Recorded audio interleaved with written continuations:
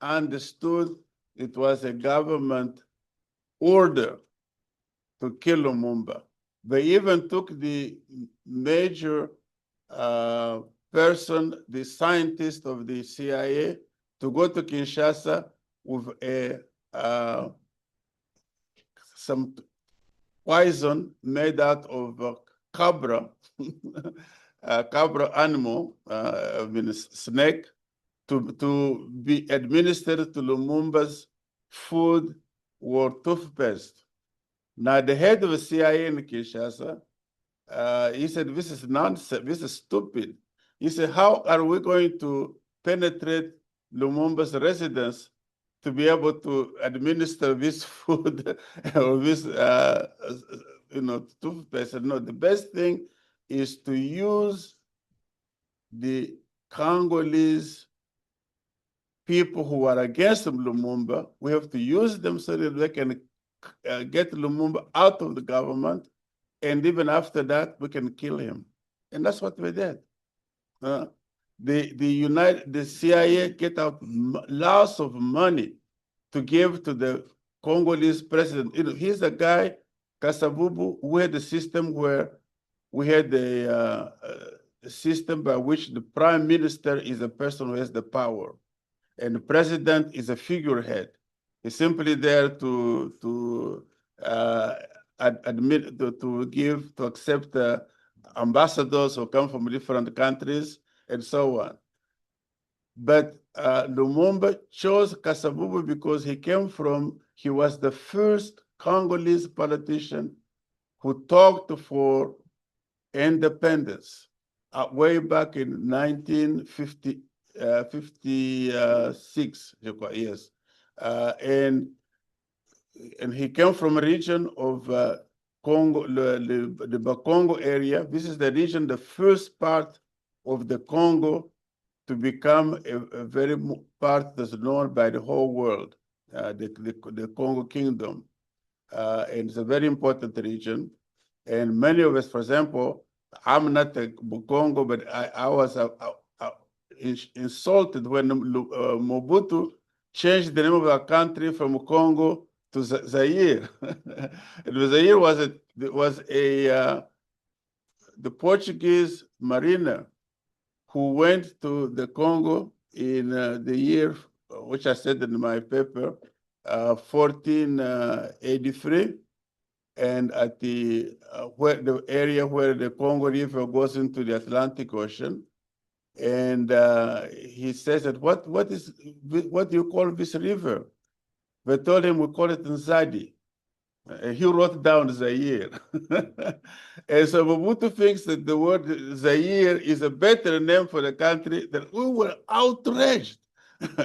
and when we went to the national conference, and I was one of the major speakers at the national conference in 1992, we voted to get away with that stupid name and go back to Congo. And we did. And you know what happened? Mobutu refused to accept the decision of the people of the Congo. And the international community as a whole never accepted a decision of a democratic people. Can you believe that? They kept Zaire. But then when Mobutu was kicked out of government by the Rwandans and the Ugandans, Mr. Laurent Kabila took over as president of the country. And he declared from Lubumbashi, far away from Kinshasa, because the Rwandans and the Ugandans had taken over the country for him by kicking Mobutu out. He said that I am now the president of the country. The country now is called Democratic Republic of the Congo. The whole world accepted. Can you believe that? He's a man who proclaimed himself president and changed the country's name. The whole world. So I said, where's democracy? These people claim to be democratic, and they don't accept what the people want, and they accept one person to do something he wants to do. So I said, there's no democracy. It is nonsense. And of course, having worked in I worked at the United Nations Then I worked at the government as ambassador of our government. So I know all this system, and I have no interest for them. And I know that they don't really believe in what they say. They are simply hypocrites. Basically, they are hypocrites. Anyway, going back to what happened is that Lumumba was killed by the Belgians with support from the Americans and support from Congolese leaders, Kasavubu, the president, Mobutu, the head of Mobutu is a guy who was chosen by Lumumba to be his minister in the presidential office. Is a guy that he named chief, the second man in the head of the military of the Congo. And yet, in spite of that, he betrayed him. And I wrote in my paper, my book, The Congo from Leopold to Kabila, that what happened, what Lumumba did was a big, big mistake. He didn't understand what people were telling him, that Mobutu was a guy who had been recruited by the Belgians to be a guy working with Belgian intelligence. And the American guy who was sent to Belgium in 1958. In 1958, this guy was sent to Kinshasa to find out who's who among the Congolese leaders. So he became a good friend of Mobutu. And Mobutu was already working with the Belgian intelligence. He became now working with the American intelligence. Now, we told Lumumba that this guy is a guy working for the American and the Belgians. Lumumba said, we goes to him, he said, hey, Joseph, they're telling me that you are working with the... They said, oh, how can I do that? I can't do that, of course. And of course, this is the problem of most of our leaders. It's not only Mobutu. It happened to Amilcar Cabral, the head of the independence movement for Guinea-Bissau and Cape Verde. They had a system where people who had done bad stuff should be sent to school to be changed. So there was this guy who had working with the Portuguese. He was sent out to kill Cabral. So Cabral sent him to the school. When he came out, he made him the chief of security for him. He was like, Cabral, you stupid. Why you do that? This guy, he said, but we taught him. We sent him to school, so he should be okay.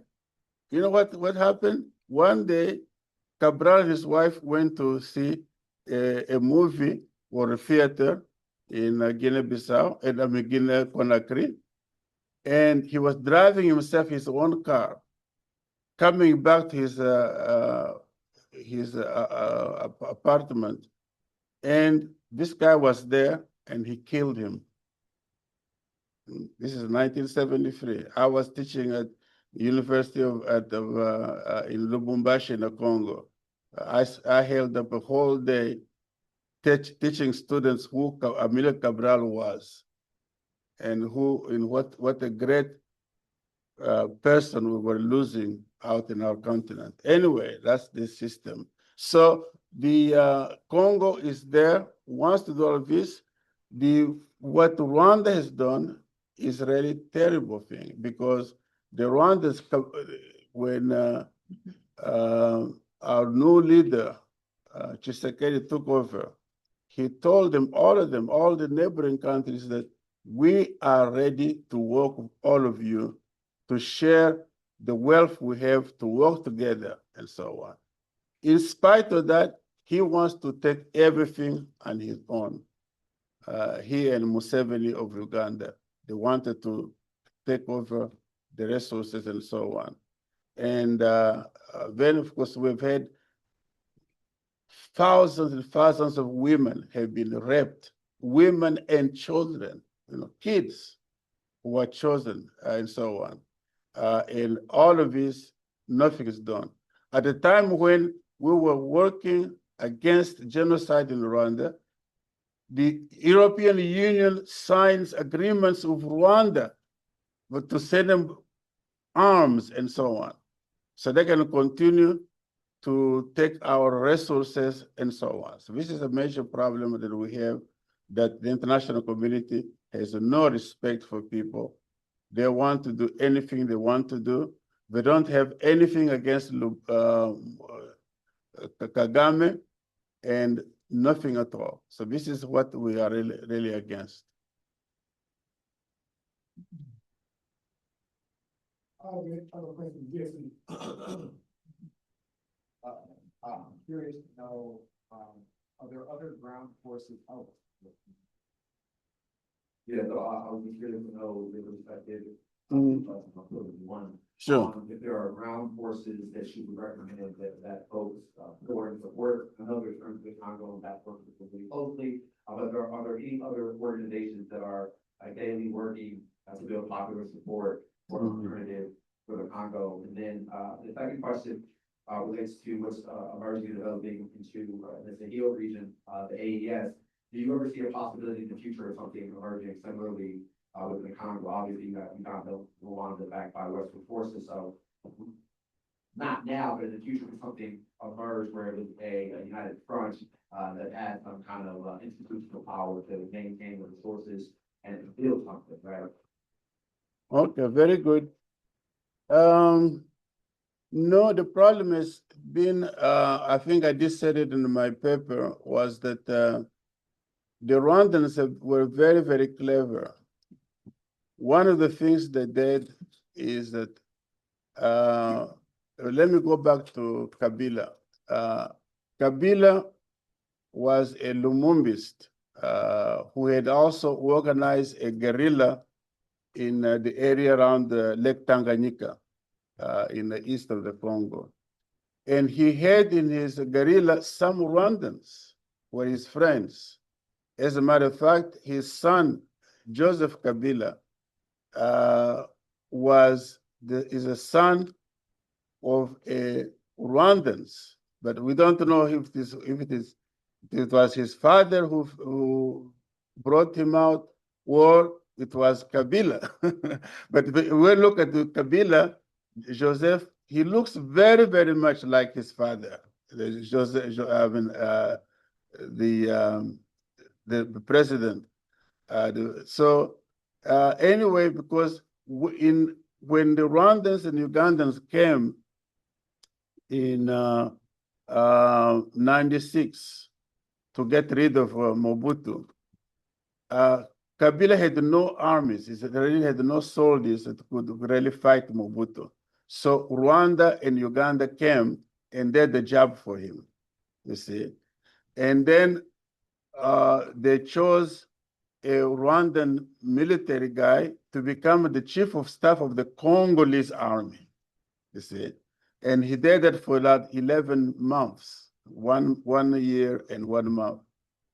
And so Kabila saw that the people of the Congo were not happy about that. And so he decided that he had to kick out the Rwandans and the Ugandans from the Congo. He put them out, but he did not, he kept his son. He kept Joseph, you see. And so he loved Joseph very, very much. So whether he's the father or not, we don't know. But the point is that he kept him. He didn't send him. But then he didn't last long. The Rwandans and Ugandans did their best. They got him killed in January of 2001. And St. Joseph took over. And now, when Joseph took over, he stayed in for 18 years. He gave Kagame billions and billions of dollars each year. And then he had lots of Rwandans infiltrated in our army. Some of them were just simple soldiers who became colonels and even generals in our army. So what happened was that our army was completely useless because now it was the Rwandans. And even up to today, we still have some Rwandans in our army and so on. And so the problem is that the first thing was that, as I mentioned out, that Zimbabwe, Angola, and Namibia came to our support. They were able to get rid of the Rwandans and the Ugandans out of the Congo when the Rwandans came out to take over the country again in 1998. Then they were able to be kicked out by these other armies. But then they decided, the fact that the work was done. Well, it wasn't done because our army wasn't strong enough to be able to control it on their own. So this is one thing. The other thing, united front is very, very difficult. It's our countries, as a matter of fact, until now, we haven't heard a single African country denounce Rwanda. Not a word. We even have some. Thabo Mbeki of South Africa is a good friend of Kagame. He defends him all the time. I've had been arguments with him. And he said, you Congolese, you Congolese. And he just thinks that we are stupid people. And that, he's think that Rwanda is just great guys and everything they're doing is okay. And this is again the way that Clinton, Blair of Britain, all of his leaders think that Kagame is a great guy. And this is what we have. And so we have countries that have no respect for us and who believe that they can do anything they want to do, but they prefer to do it with Kagame. Thank you. Thank you. Another question for the proposal? Thank you. Thank you very much again for coming all the way from North Carolina. A number of people that are, the younger people here today are trained to be teachers. One of the struggles that we've had for decades is how do we get the American school system to pay attention to the teaching about Africa? But let's look specifically at the situation in the ERC. One of the things is the lacking of real information. One of the ways you can get adequate information.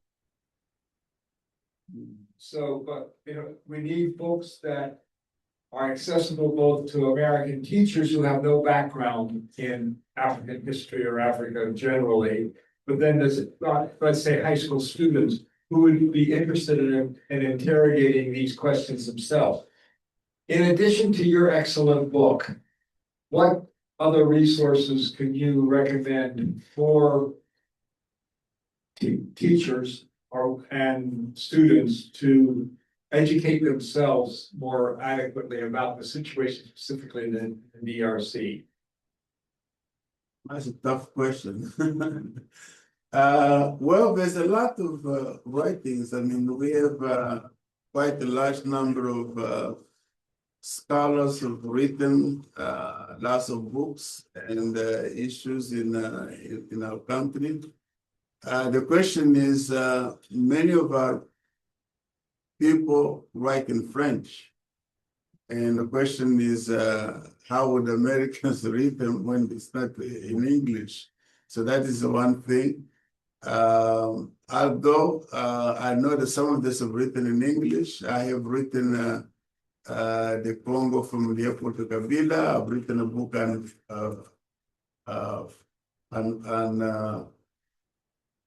our leader, Lumumba, which was asked for by the University of Ohio University. And it was written for students, for American students. And I don't know how many of students are reading it, but it is quite useful book. Is that the Ohio Small, University yes, Press? the Ohio Press. Histories of Yes, Africa? exactly. Okay, Yeah, so that's one book that okay. students can read and find out Mr. Reed has it here, Patricia Lumumba, Ohio Short Histories of Africa. exactly. Yeah. And of course, I have written lots of articles in journals. Lots of them. I think almost about 50 school articles in different journals. But of course, the question is to find out what thing I found of American students. See, I came to this country in 1962, having done 7 years of elementary school and 4 years of secondary school. And I got in Dillon, Montana. They asked me, okay, you've done 11 years, so that means that you're ready to go into 12th year. And I was afraid because my colleagues in the Congo would have to do 12 years and I only have to do, 11 years only. And, but then it turned out that I got my diploma with honors. Although my English was bad at the beginning, but I did a lot better than most of them. Why? Because American high school students have the luxury of choosing their own courses. At that time, I don't know if it's still a system today, but then it was time students could choose and they didn't want to do anything that was difficult. And so I come there with the chemistry, mathematics, so on. I was doing just and we couldn't believe it. I said, and of course in Africa we didn't have, for example, I had a German student teacher who was my chemistry teacher, and he was very nice of me because I didn't know how to handle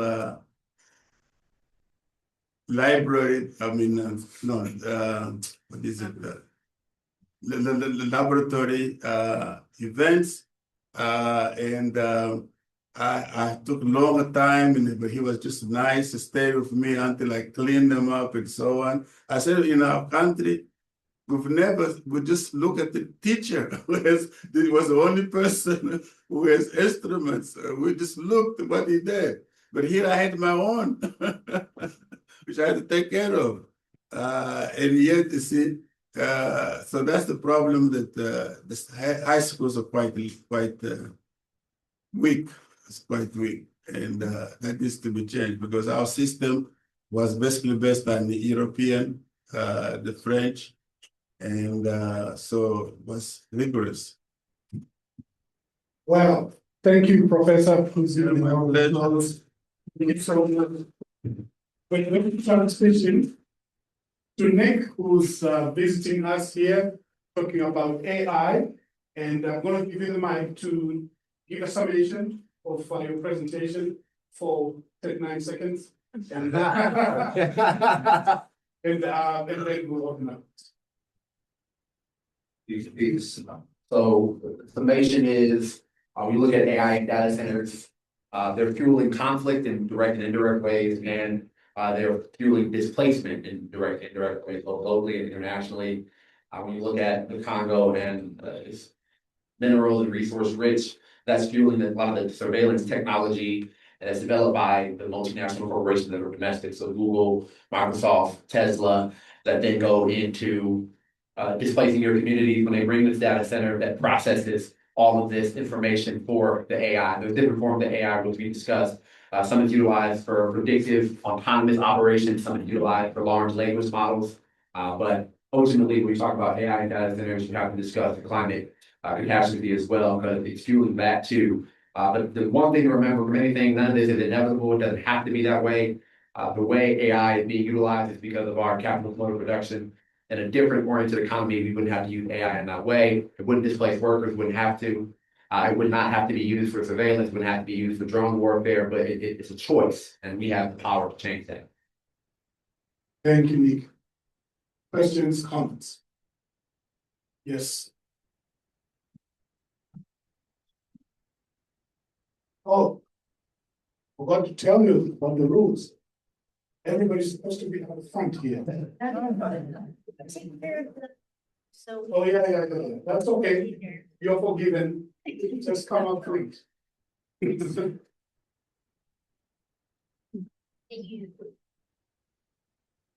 Hello.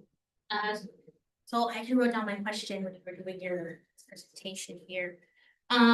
Just recently in Lansing, there was a vote to put a data center here in Lansing that was actually, their offer was rescinded after there was some hard work by some organizations that are present here, actually. I just had a question after like going to a couple of those meetings and obviously like some hardworking activists and organizers.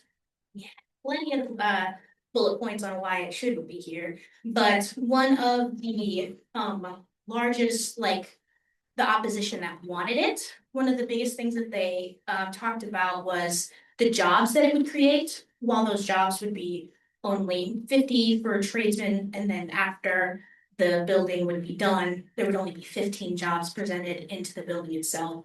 And that was kind of hard to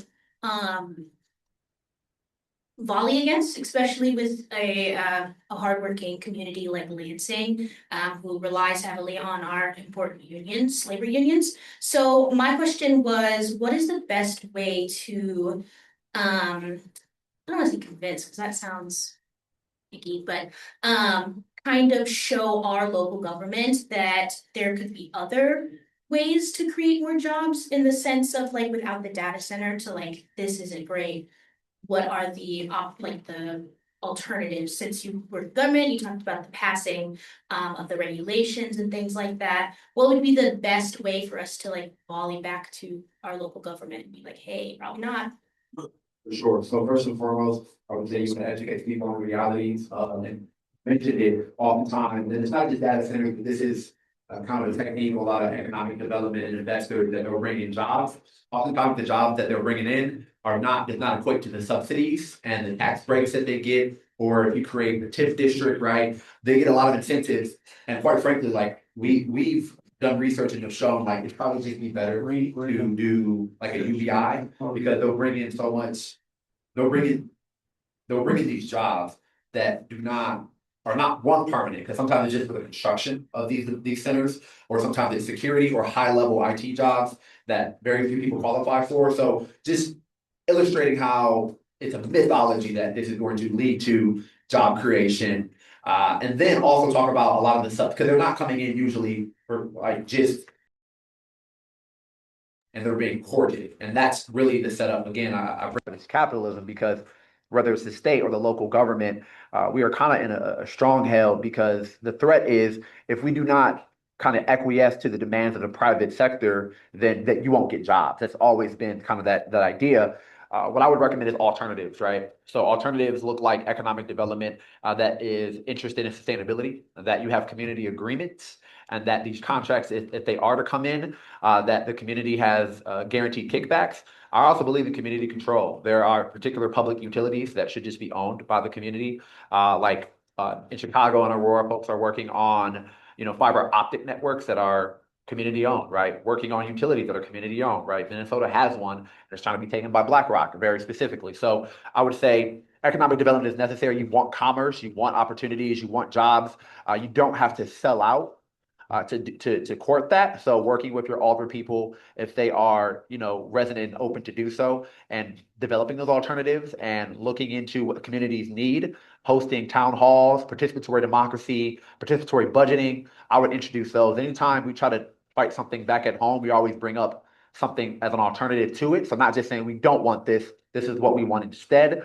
Generally, if they're not already brought and sold out, elected officials like that better, especially locally, if you can bring an alternative to them with the demand to say, we don't want this data center. So again, always watch the subsidies, watch what's being given to these companies, and then you can do the math and say, we would much rather this money be used for X not coming in to displace people. So organizing around those issues, education on the actual realities of what job creation is taking place, and then ensuring that you do have those different alternative models of economic development that are leaned towards community control over resources and building actual things you need, whether it's like a publicly owned grocery store, right? Or it is a different, like, local economies that are circular, right? Manufacturing, right? The United States is where it's at because it's exported all its manufacturing. We don't have that domestically because they had these ideas that because of where we were developmentally, we would have all these different mid-range tech jobs, and it just did not pan out in that way. So bring back manufacturing so that local economies can lean on themselves and have support for the people who live there so they can thrive. So that's what I would recommend. Hopefully that answers the question.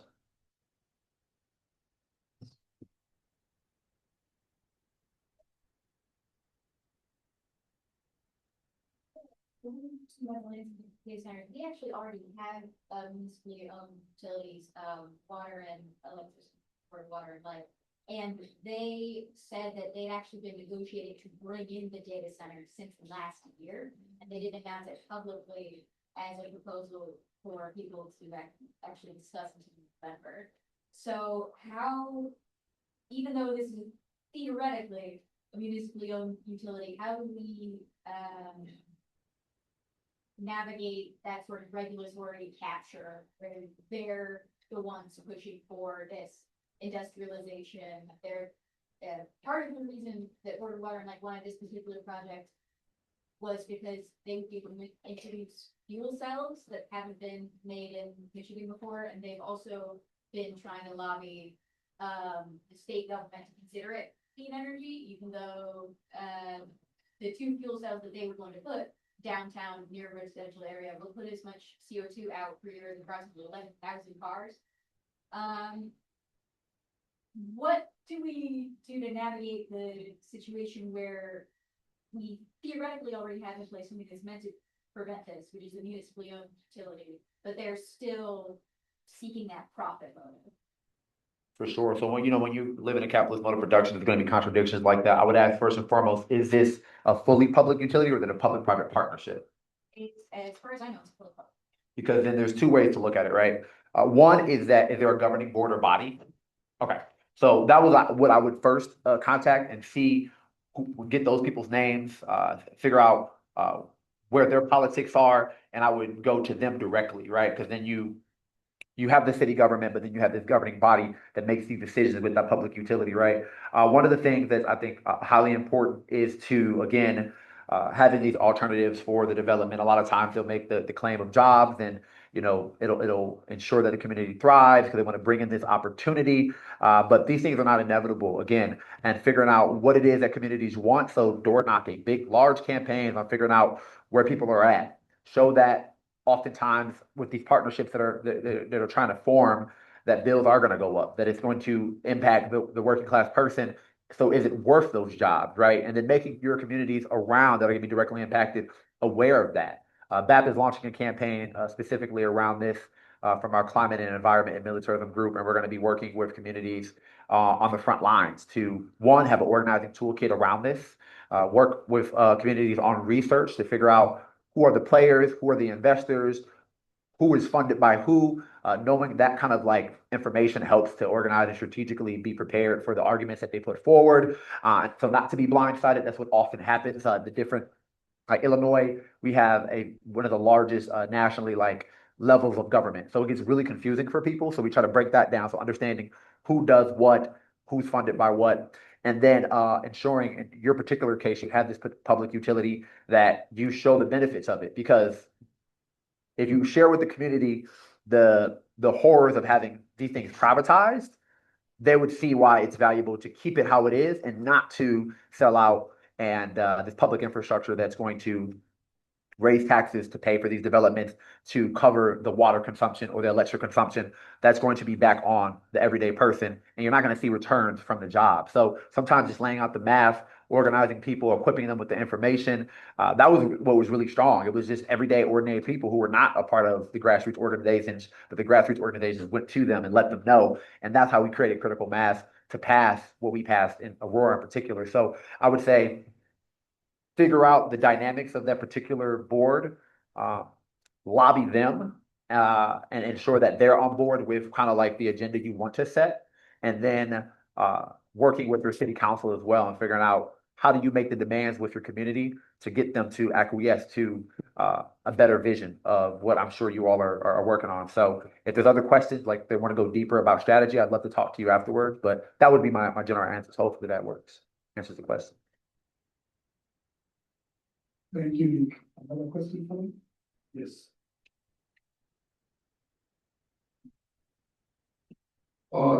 Yeah, how do we build solidarity between like the working class people in America and the working class in places like Africa that are at the other end of the supply chains, especially with like the AI stuff, where these the conditions in these mines and stuff are so horrible. Other than just like showing people images and videos and documentaries of how bad it is and trying to get sympathy, how can we actually like build communities around the world like that? Yeah, first and foremost, as a joint organization, the only way we can respond is through organization, to be organized and an instrument of that to express collective power. So in BAP, our model, right, we have local chapters, but we always tie our campaigns that are like domestic to the international. So I'll give you an example concretely. We have a anti-military recruitment campaign, and we tie that directly to different conflicted areas, and we educate on both, right? While we don't want to send Black and brown children here to go kill Black and brown children globally. So drawing those connections, right? There's a campaign right now that's national with a lot of organizations talking about our tax dollars not going to bombs and drone strikes and occupations, and drawing the connections of how it impacts people here, but also the moral imperative to not support the U.S. political project and its imperialist and permanent war agenda. So I think it is through organization. I think Code Pink is an excellent example of an anti-war organization that is also feminist. There are emerging anti-war organizations. I feel like the 80s and 90s, we lost a lot of that, especially within the Black community, but that's whole sole purpose is to redevelop that. And so figuring out where you can spend and extend that time and building the campaigns that can draw those connections. Another way is material support, right? I think a lot of folks are familiar with the siege on Cuba, and a lot of folks have visited Cuba and support ending the blockade and also support bringing resources. BAP has developed something where we work with a lot of folks to support the AES, right? The Thomas Sankara Center in Burkina Faso. We have a variety of events, and then we send resources there, whether it's to help them get a projector or to help them build a library in Niger. These are the types of things that offer material aid. It raises consciousness here, and then ensuring that our campaigns are influenced and informed by an international kind of lens, that we don't disconnect the local and the international. They are deeply connected. That's why I tried to illustrate, and I went really fast. I talked really fast on the local dynamics of water consumption and energy consumption. That's raising your bills. That's funding surveillance internationally, whether it's through the UAE and backing the RSF there, the technology they're using, through the direct line there, right? So just making it clear for people why they need to be organizing around it, but also always ensuring that moral imperative of I don't claim the United States, but we are here in the global north and have a responsibility to the rest of the globe to defeat the U.S. empire and its political project. So, Thank you. Thank you. Really helpful the presentation, and fielding of the questions. Activism is very, very important, and knowing how to do it is also a key aspect of our reactions to things that are going on in our society. And so we appreciate the insights, and thank you all for the questions.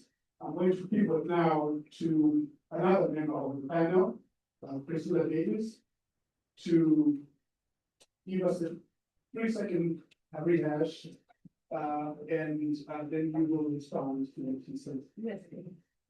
I think I spoke on education, and I raised the fact that the educational structure we have, even now, has colonial antecedents. The fact that it was designed to help the colonial power maintain Africans and the colonized people, as I said yesterday. And so once there are conflicts, again, kids are displaced, some are killed, some of the kids are recruited into these militias. And now what is happening is at the end of the day, you have an uneducated population that is not able to ask for accountability from their governments and the global powers that make decisions that impact them. And so, and the fact that the global north is benefiting from this uneducated people keeps the whole thing going in cycles, because I'm forever with Africa and people in conflict areas who remain uneducated. Thank you. All right.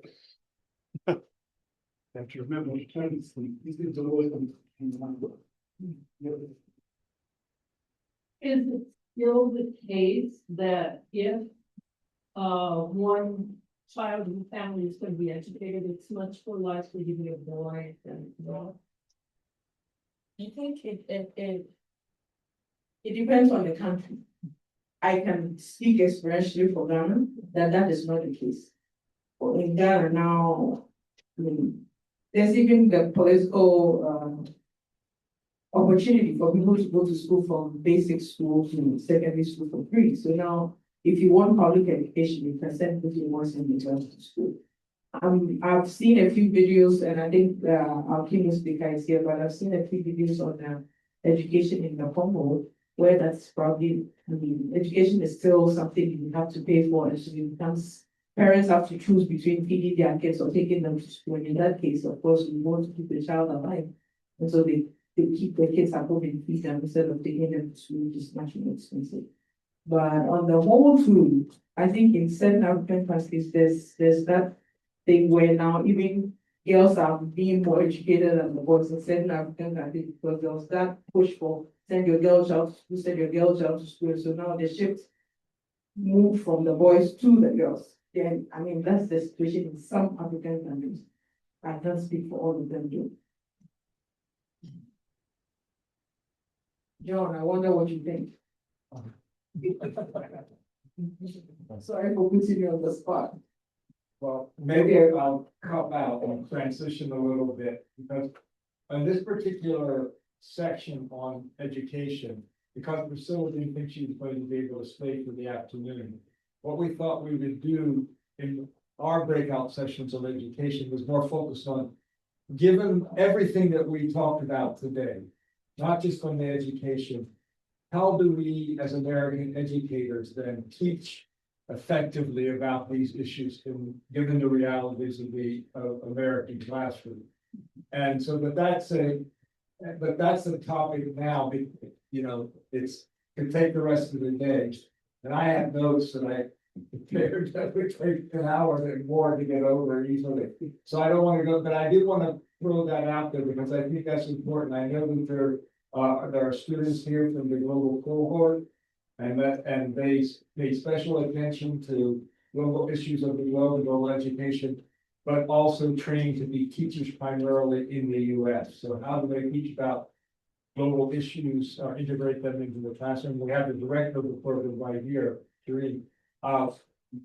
So more specifically to this, how do we do this about Africa, particularly given the historical the facts of colonialism, imperialism, slavery, and so forth that the professor went over so thoroughly earlier this morning. So we don't really have time to do that, but these are really key issues. But I would just to piggyback a little bit on Priscilla. One of the things that you talked about in your presentation was you used the term miseducation.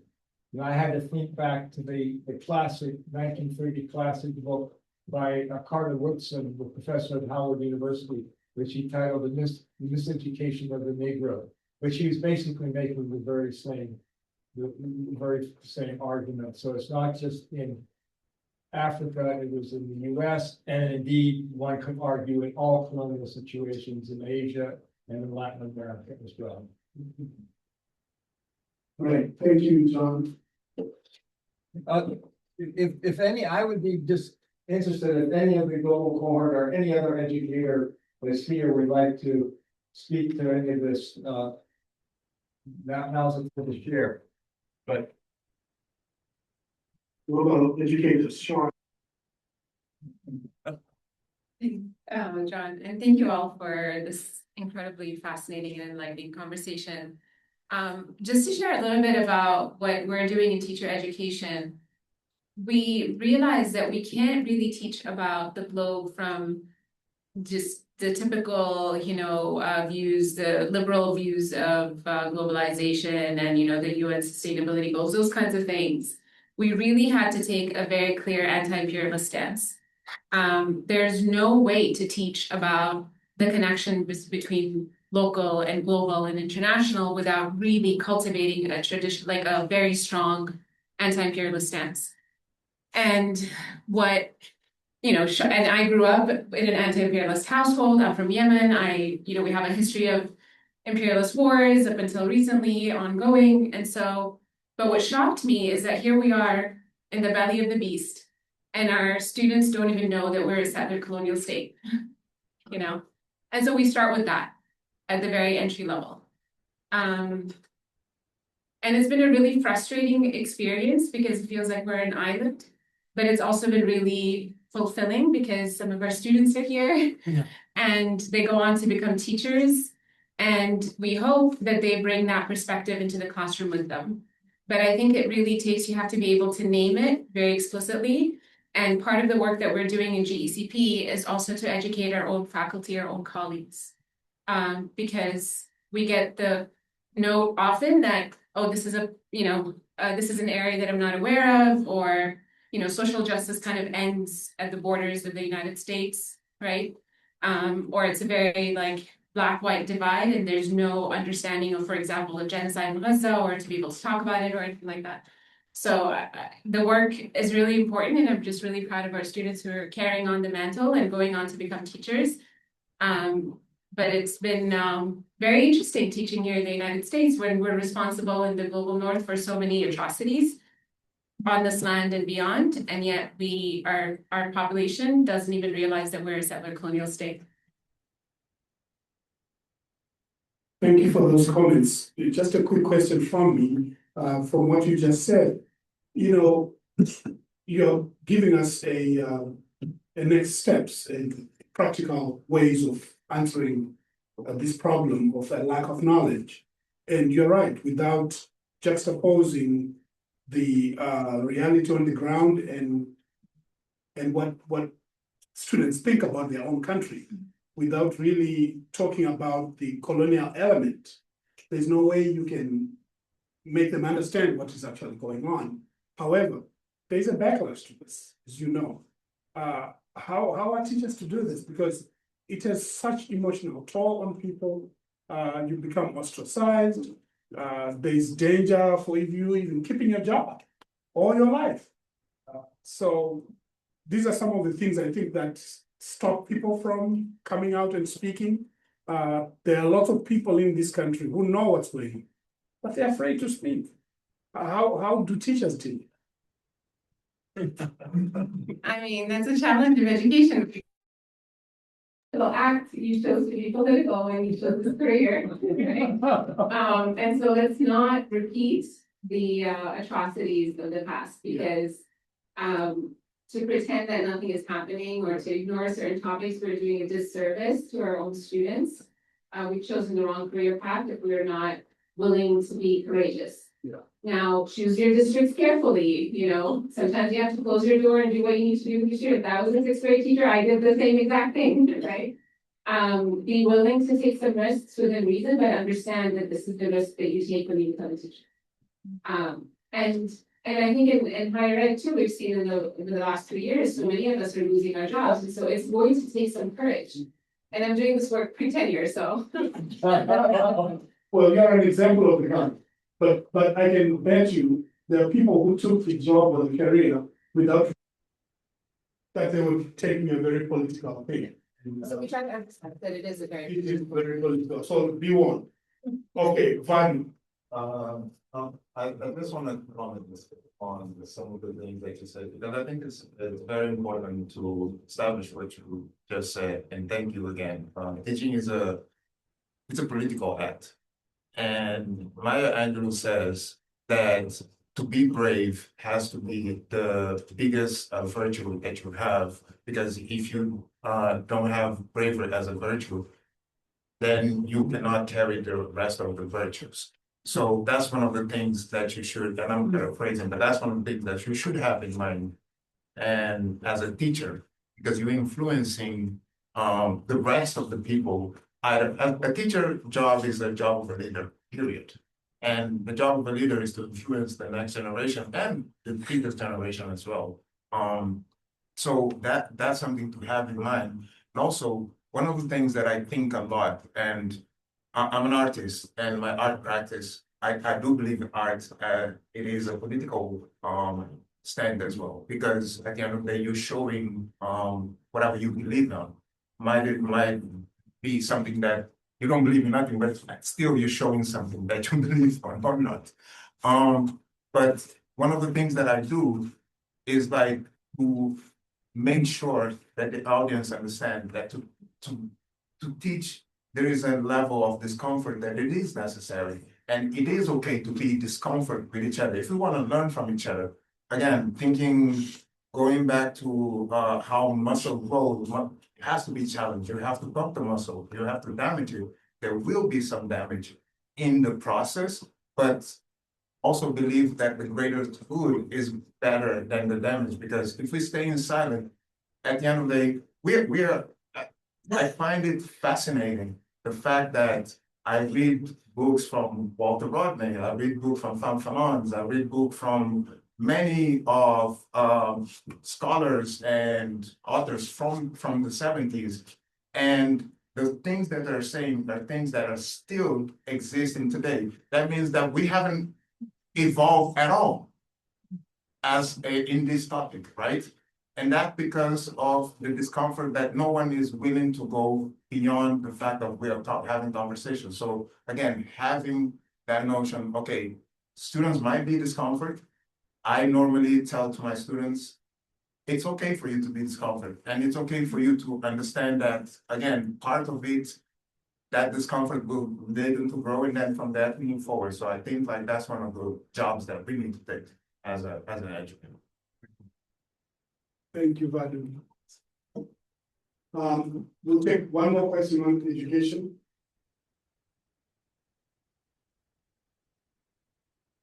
Going once, going twice.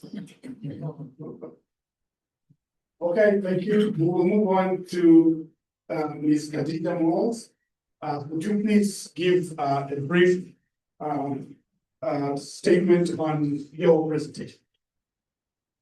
Thank you. So the Muslim Foster Care Association was started in 2016 by two foster moms who saw firsthand the gap in care of Muslim children who are entering the system. We also serve unaccompanied refugee minors that are in the foster care system, and we do it through direct services like workshops, training workshops for agency staff, foster families. We do it through our mentorship program, through providing them Hanan meat. And yeah, I mean, the goal is again to get them independent, empowered, and so they feel like a community and support the system. Thank you. Comments?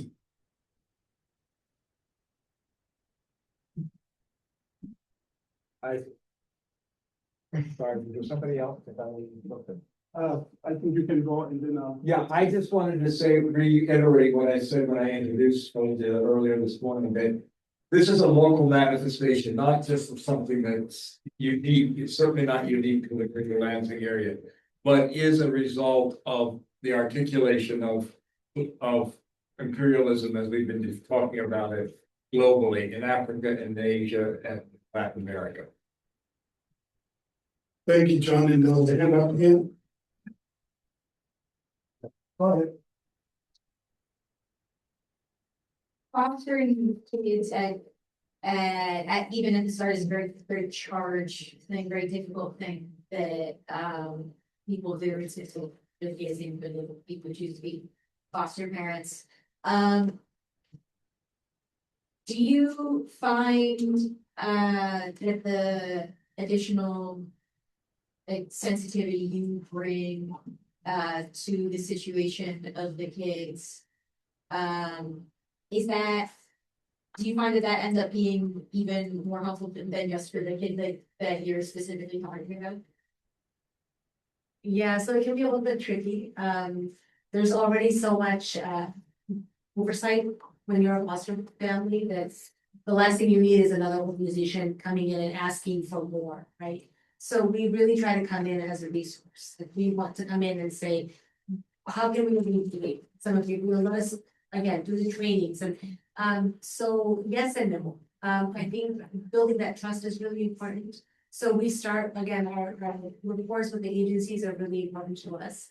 So working closely with the agencies and community, already existing, facets in the community that are doing the work and partnering with them, we feel like is the best way to go. Once we build that rapport, then the agencies themselves will advocate for us to the families and say, here's an organization that's willing to support you guys and is willing to provide, subsidized meat for you, willing to transport the kids to XYZ, to give them, enrich them and kind of support them. So I think it's taken a while to get to where we're at. We still have a lot of work to do. A lot of people still don't know about us, even locally, even though we are a Michigan-based organization. But I think once families realize what our goal is, I think they become more open to our services. All right, there's a question up here. Yes. We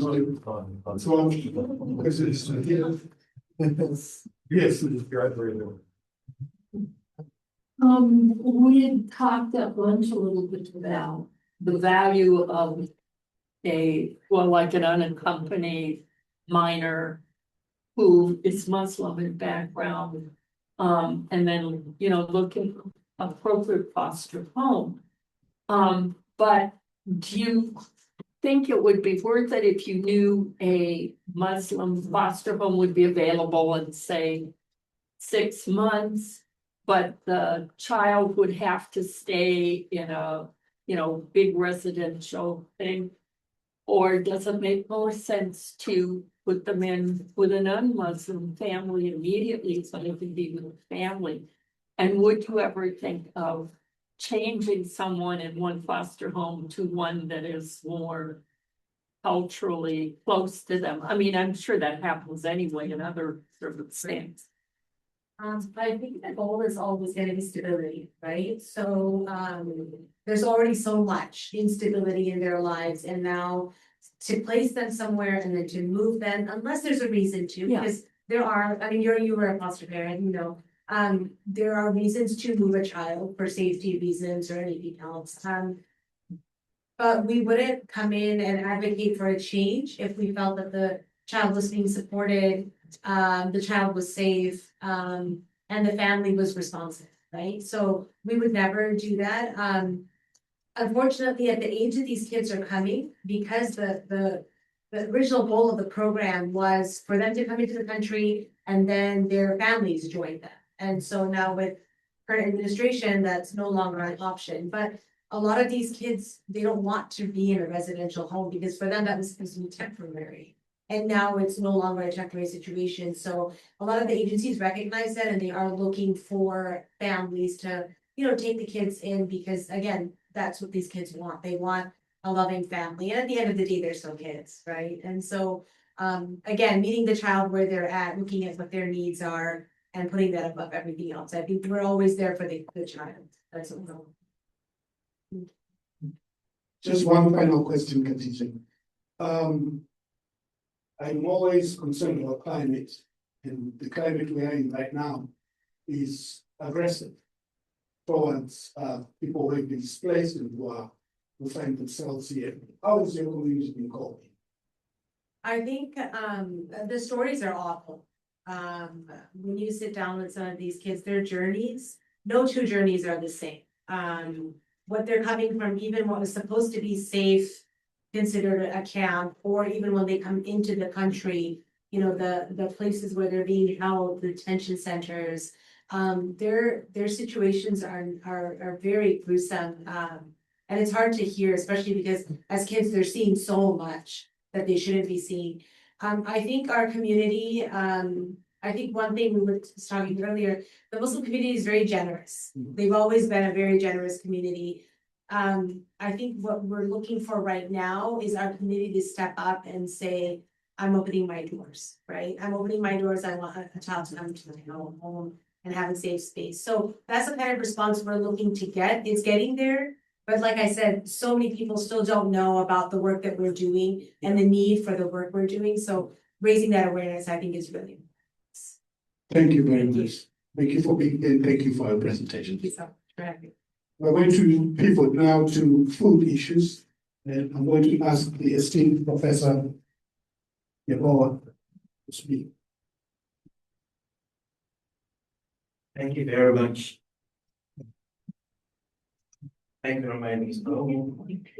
So I spoke a little bit about food insecurity or food security as in relation to imperialism. And one of the things that I emphasize was the fact that it's a symptom of an economic system, a strong economic system that was institutional through colonialism. And some of that manifests itself across the four main dimensions of food insecurity, which is the availability, the access, the utilization, as well as the stability of food. And then I gave some examples about for example, the focus on cash crops as opposed to food crops, and that became a mechanism that reduced the amount of food that could be produced domestically, which exposed these countries to imports, now needing to rely on import to be able to meet their food needs, and then in the process also made them more susceptible to global supply disruptions. Yes, some of the things that we take for granted, some things we know, we kind of know, but we don't know. So very helpful. I know that in my country of Zimbabwe, there were millets, there were other grains that were more of our staple, but comes in corn, maize, and takes over. And then all the food security comes in, food insecurity comes in, because you're not developing, you're not investing in your original foods. It's this imported food that now begins to take front and center stage because it's a cash crop. And because the farmers, the big European farmers in the country wanted to sell large numbers of corn locally and internationally. And that has also put in some food insecurity. Questions, comments? Yes.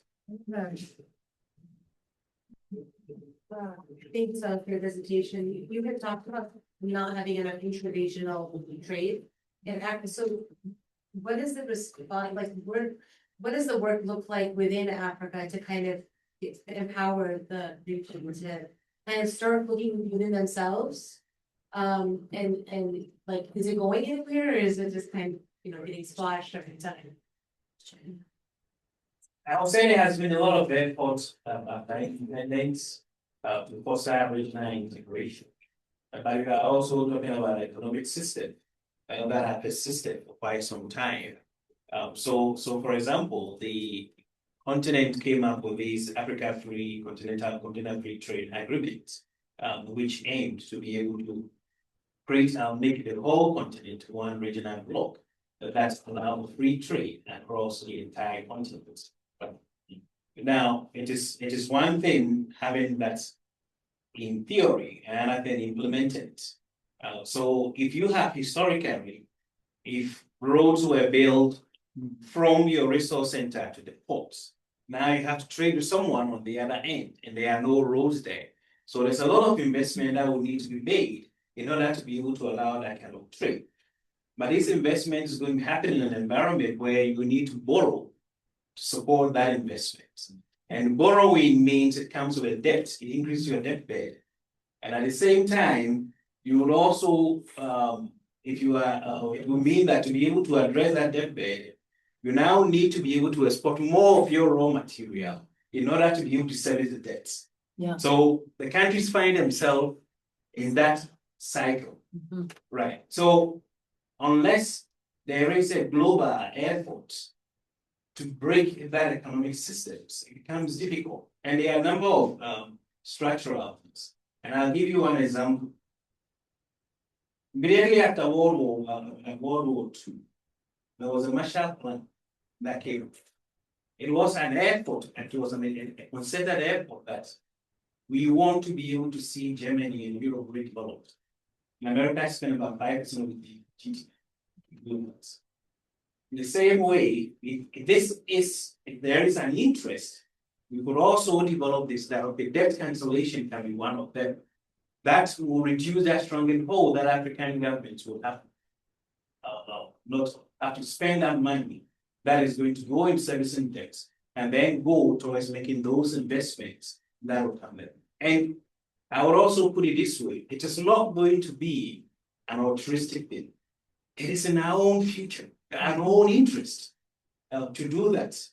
As I said at the end of my talk, that if you look even at the global numbers, Europe is aging, the US is aging. Average age here in the US were 40.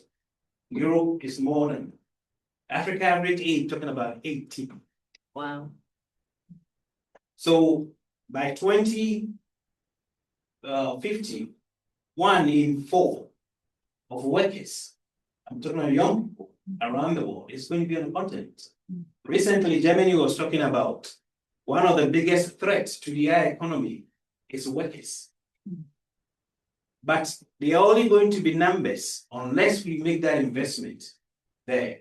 And if you make that investment, they are going to be your future market. They are going to be the people that you are going to work with to address the issue around climate change, the issues around that we are all concerned about. And from what we know, if anything, COVID taught us that what happens in one part of the world affects all of us. And until we develop that kind of a mindset where we think global as we think local, I don't think we'll be able to make it. But there's need to be a concerted effort to break that economic system that has been. Some of it is also through tariffs, right? So for example, Germany is among the top 5 exporters of coffee. Right. They don't have the climate. Yes, they don't grow coffee. But it's because all coffee coming from the continent or elsewhere, about 90% of them is exported as raw bean. And exporting any processed coffee to Europe, you are hit with high tariffs. So there's no incentive for any local producer to add value. But the amount of money that you are going to get, the earnings, is up high on the value chain. So just even taking out those tariffs, advocates to take out those tariffs, but allow them to add just a little bit more value to locally, it will create jobs, will open up a lot of opportunities for these young people to get jobs and also incentivize farmers to be able to get jobs. The solution to that is don't give them the uranium. They'll take all those tariffs. I mean, Africa needs to change the way it trades. If we don't change the way we trade, these systems will continue to persist. And I think that is exactly the reason why there is trouble in Burkina Faso, in Mali, and in Niger, because those countries are beginning to take control of those key raw materials and saying no and putting their foot down. Unless we do that, they are going to continue playing games with us. We have to start saying no. And even if it means that the coffee industry suffers for some years in Africa, it's better than keep giving it out for free, because we really just give it away. The prices are so low, it's ridiculous. It's not just coffee, it's everything, including uranium. Oh. If it wasn't for Burkina Faso that said, no more that price, this is the new price, that would still be continuing today. And there are African countries that are against Burkina Faso right now. And we can't afford to do that and expect things to change. The reason why things are the same, like you said, Van earlier on, the reason why things continue to be the same It's because we're doing the same things. It's as simple as that. It's not gonna change unless we change something. Yes, ma'am. Yes, I think like, I don't think I'll leave this open. I think, as a matter of fact, all the topics we were talking about, all the topics are intertwined and interconnected, and all the words that woven cultures together. And the goal should be decolonize the mind and decolonize in all aspects. Because at the end of the day, thinking about what you're saying, I think about, for instance, Cape Verde, and Cape Verde doesn't have supposedly no resources as a natural resource, aside from our sea, which is probably bigger, no, it's not probably, it is bigger in territory than our land. We are situated in the middle of the Atlantic, which also is rich in fish, which is a natural resource. The difference is because the country supposedly doesn't have no natural resource, depends on external aid. And those external aids come as we're gonna save you when it shouldn't be we're gonna save you because there are more leverage in contracts where the external Western power come to the country with those external aid and then say like, okay, sell us the right to fish in your sea and we pay. I'm not sure, and I'm not gonna say like the exact number to not be incorrect, but like we pay census for tons of, for instance, tuna that we don't have, that we have, but Cape Verde has, but then you don't have. What happens is like you have boats, and Cape Verde doesn't have ways to regulate how boats fish. So the boats come, the Western power goes, give a little bit of money, say like you need to develop this. So they decide what the country has to develop, and then they go, they collect all the fishes. Then the local fishermen cannot fish because now if they fish, the fish doesn't grow to the point where the external powers can create it. So you can see that how it intertwined and how these systems exist to create that. And then the fish comes in as a tuna and in a can to be bought by locals. Yep. So fishes are more expensive for the locals now than actually you can buy the price that you buy for the fish is literally way more expensive than what the boats are carrying. So I think like that's why the important to have, for instance, education for us to talk about these things. It's important to talk about food security and decolonize the mindset of the people because most of the people don't even have notion that that's what impacting the price that exists in the country. So yeah, that's why I think decolonizing is important to that sense. Please send the mic to the lady on the back. I just wanted to say that these are issues that exist all around and the continental wide issues. And until the continent comes together as a unified force, the United States of Africa, that I think that may give us more power to be able to address these issues. But we're gonna have that's a struggle that's still going on, but I think that is the main solution of a lot of our, at least in the beginning, I would say so. That's it, because society needs this solution. But getting the solution about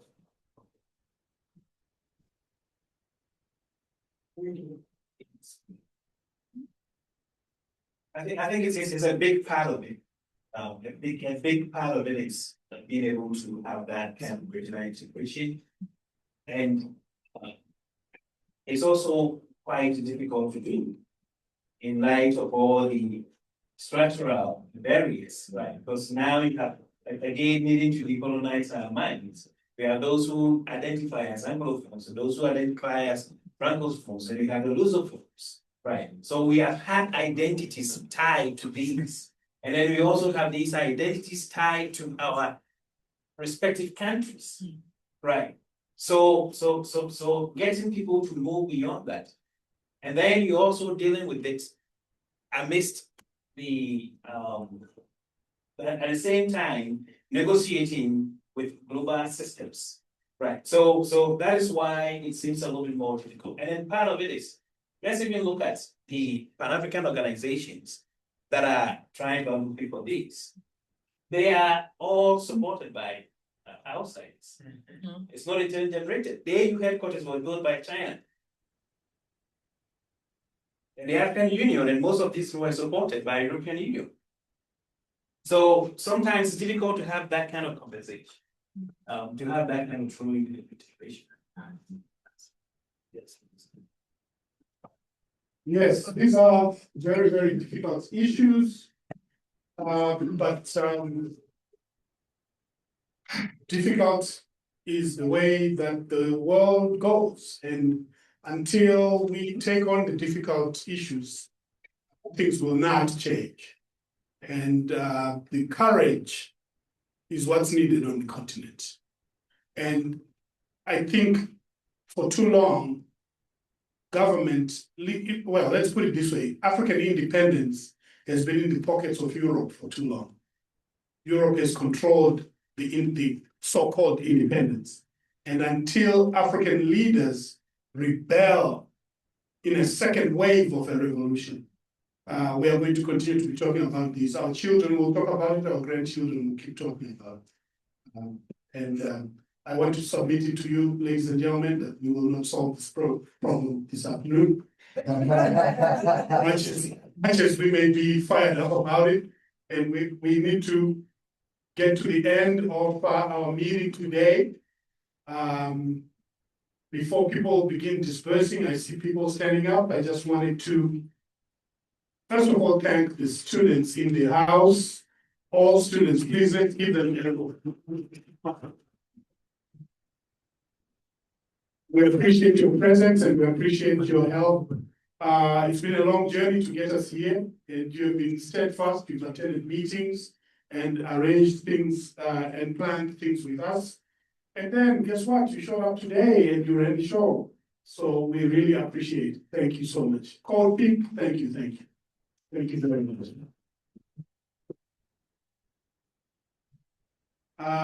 We also had some significant assistance from Mr.